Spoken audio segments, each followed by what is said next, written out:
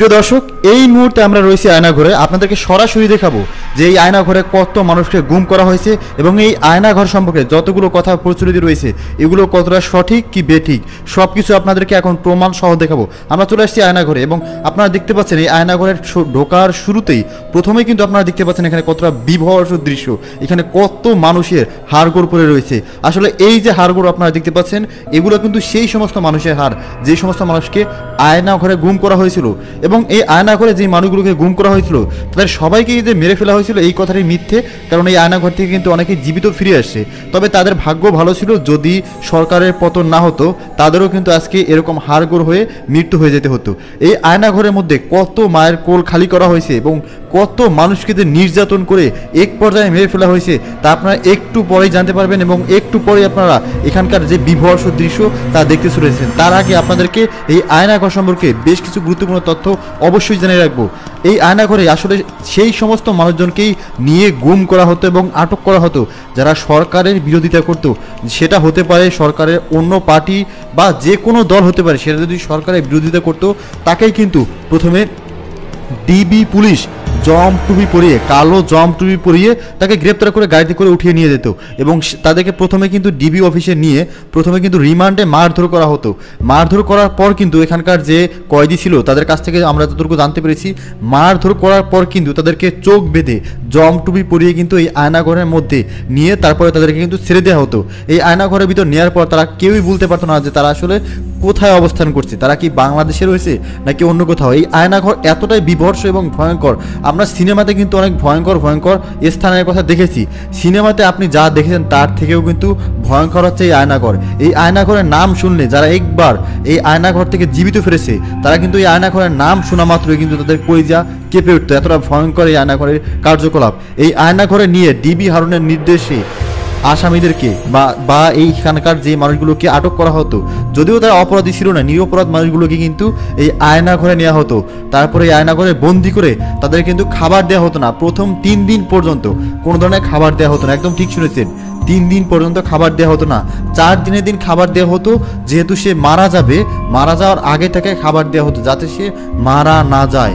এবং এক পর্যায়ে তাদেরকে খাবার যখন এই আয়নাঘরে কয়েদির সংখ্যা বেড়ে যেত, আসলে এই আয়নাঘরে বেশি পরিমাণ কয়েদি রাখার মতো কিন্তু পর্যাপ্ত ওই পরিমাণ জায়গা ছিল না, যে কারণে যখন এই আয়নাঘরে কয়েদির সংখ্যা বেড়ে যেত তখন কি করা হতো, তখন পুরনো যেই কয়েদিগুলো ছিল বা যেই কয়েদিগুলোকে তারা বেশি সন্দেহভাজন মনে করতো তাদেরকে কিন্তু মেরে ফেলতো এবং মেরে ফেলতো এমন নির্মম অত্যাচারের মাধ্যমে যেগুলো শুনলে আপনার কলিজা কেঁপে উঠবে। আসলে এই আয়নাঘরে নিয়ে কয়েদিদেরকে প্রথমে হাত পা বেঁধে টর্চার করা হতো, ইচ্ছে মতো অকথ্য ভাষায় গালাগালি এবং টর্চার করা হতো এবং এক পর্যায়ে এই কয়েদিদেরকে কিন্তু জীবিত অবস্থায় শরীরের ভিতর থেকে গুরুত্বপূর্ণ অঙ্গ প্রত্যঙ্গ কিন্তু কেটে ফেলা হতো। কিডনি বের করে নেওয়া হতো, লিভার বের করে নেওয়া হতো, ফুসফুস বের করে নেওয়া হতো। এখন আপনারা বলতে পারেন যে জীবিত অবস্থায় কেন কিডনি বের করা হতো, মেরে ফেলে তো বের করা যায়। আসলে একটা মানুষের মৃত্যু অবস্থায় কিডনি বের করলে ওই কিডনি কার্যক্ষমতা ততটা বেশি টাইম পর্যন্ত সার্ভাইভ করে না, কিন্তু জীবিত একটা মানুষের পেট থেকে কিডনি বের করলে ওই কিডনিটা বেশি টাইম পর্যন্ত সার্ভাইভ করে এবং ওই কিডনিটাকে চড়া মূল্যে বিক্রি করা যায় এবং এই কাজে কিন্তু করা হতো।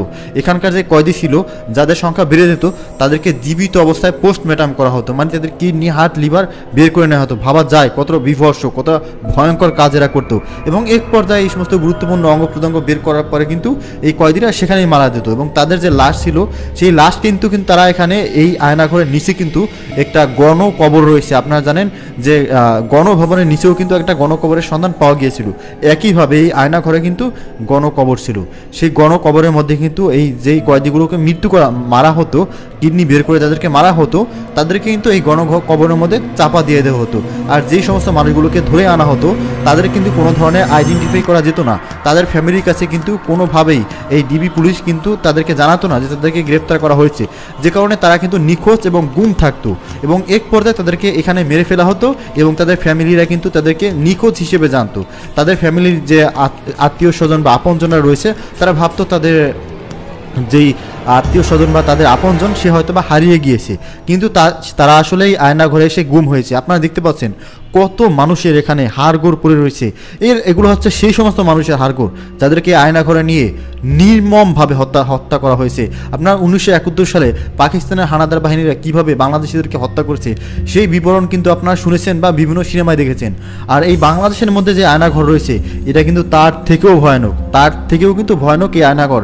এখানে যে কি বিভৎসভাবে মানুষকে মারা হতো, আপনারা এতক্ষণে হয়তো এই যে চিত্র, এই যে এখানকার পরিস্থিতি, এগুলো দেখে কিন্তু আপনারা বুঝতে পারছেন। আর এখানে যে কোনো সাধারণ মানুষ আসলেও কিন্তু সে কিন্তু এখানকার পরিস্থিতি দেখে তার কিন্তু স্বাভাবিকভাবে থাকার কোনো অবস্থা থাকবে না। কারণ এখানকার যে পরিস্থিতি দেখতে পাচ্ছেন খুবই ভয়ঙ্কর, বিভৎস। মনে হচ্ছে কয়েক হাজার বছর যাবৎ এই ঘর, এখানকার যে এই যে কয়েদিখানা, এই যে ঘরগুলো রয়েছে এগুলো পরিষ্কার করা হয় না। আর এখানে কিন্তু খাবার দেওয়া হতো, আর প্রসাব পায়খানা বা অন্য কোনো কাজের জন্য কিন্তু আলাদা কোনো ওয়াশরুম এখানে ছিল না। কয়েদিরা যেখানে খাবার খেত সেখানেই প্রসাব করতো, সেখানেই পায়খানা করতো এবং সেখানেই থাকতো। যেরকম একটা গরু ছাগলকে রাখা হয় একইভাবে কিন্তু রাখা হতো, কারণ তাদের উদ্দেশ্য ছিল এখানে যাদেরকে নেবে তাদেরকে টর্চার করে এক পর্যায়ে তাদেরকে কিন্তু মেরে ফেলা হতো। আর এই আয়নাঘরে যারা গিয়েছিল তারা কিন্তু কেউই, মানে এই সরকার পতনের আগে কাউকে কিন্তু এখান থেকে জীবিত ফিরে আসতে দেওয়া হয়নি। এখানকার যে কয়েদিরা এখান থেকে সরকার পতনের পর সেনাবাহিনী তত্ত্বাবধানে এই আয়নাঘর খোলা হয় এবং যারা জীবিত ফিরে আসতে পেরেছে তারা কিন্তু জানিয়েছে যে এই আয়নাঘর থেকে আমরা কখনোই জীবিত ফিরে আসতে পারবো এটা ভাবিনি। কারণ আমাদের যে সহপাঠীরা ছিল তাদেরকে কিন্তু দু একদিন পর পরে দেখতাম তারা এখান থেকে গুম হয়ে যাচ্ছে, মানে তাদেরকে মেরে ফেলা হতো।